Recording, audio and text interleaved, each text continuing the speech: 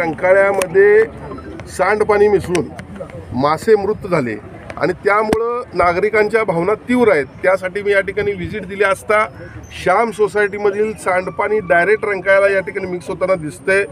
त्या ठिकाणी ते पाणी अडवून मोटरनं हे पाणी एसटीपी प्लांटमध्ये टाकण्याचा आज निर्णय झालेला आहे। आणि त्याचबरोबर दुसरा निर्णय असा आहे, श्याम सोसायटीमध्ये महानगरपालिकेच्या वतीनं त्या ठिकाणी आम्ही एक एसटीपी प्लांट बसवतो की जेणेकरून हा प्रश्नच पुढच्या काळामध्ये उद्भवणार नाही आहे।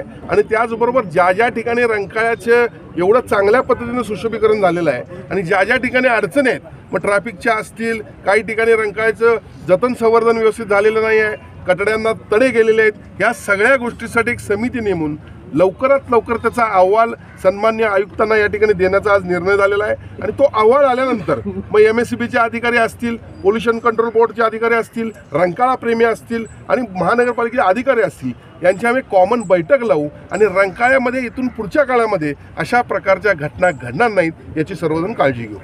कन्व्हेन्शन सेंटरबाबत आता 50%